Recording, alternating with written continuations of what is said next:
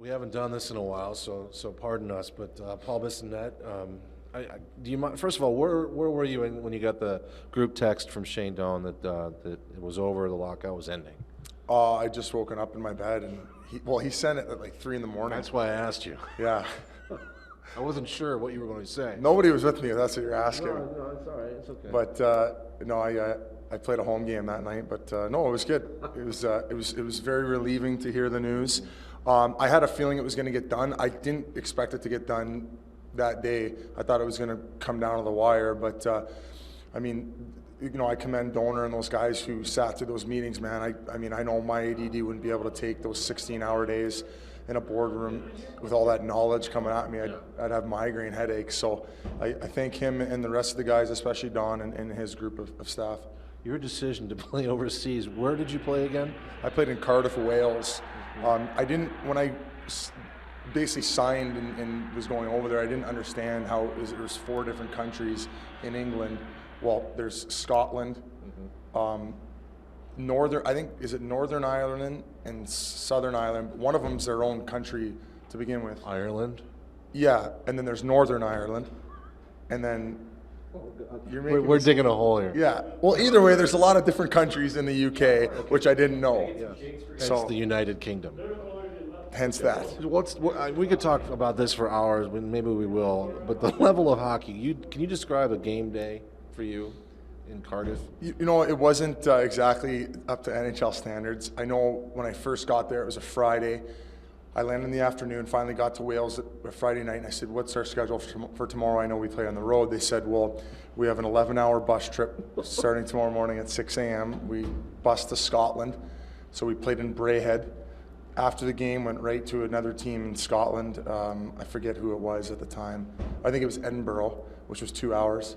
So I slept, woke up, went and played another game, and then bus back 12 hours. And it was pretty crazy. It makes you appreciate what you have over here, but nonetheless, it was a cool experience and one I'll talk about for a long time. Yeah, and I can't wait to talk about it. And you were tweeting all along the way, which to me was fascinating. And you were also engaging in fans, as you always do. It doesn't matter whether it's good, bad, or ugly. If they attack you, you'll retweet and go after them. But you made that a part of this experience, didn't you?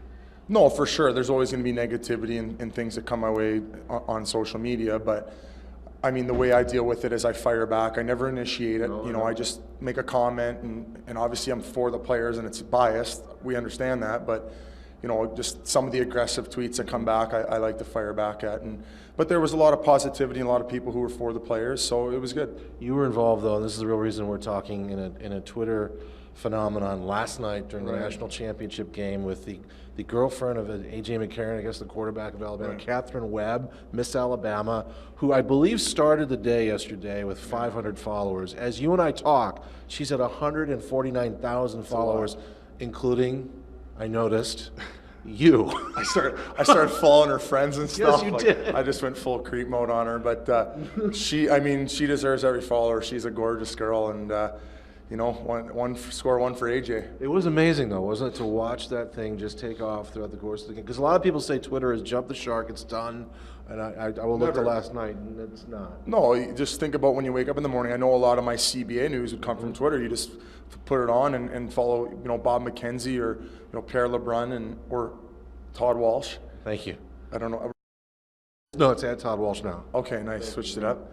But yeah, no, it's great, and you could follow, your favorite sports teams and stuff. So, people who think it's stupid, well, so be it. But for me, I know I get a lot of my information and current events from it. Well, you haven't tweeted to her yet. You're just creeping her and following. Waiting for them. I mean, think of how many creeps are out there tweeting at her. So I figure I'm going to take the subtle route and just do an interview about her and maybe send her the link. Last man standing. Before I let you go, though, this is a tip. I want you to watch this. The Dallas Stars and the Dallas Cowboys have engaged in a Twitter war right now, which I think this is going to take us to more uncharted territory. It's fascinating to watch. Check that out, okay?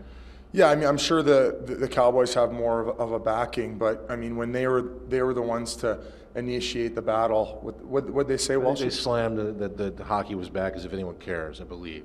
Right, and coming from an organization that had a lot of success in winning championships, and the other for a long time now, not so much, let alone even making playoffs.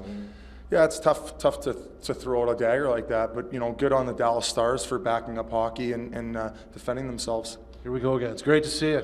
Yeah, good to see you, Walshy. Welcome back, There fans. we go.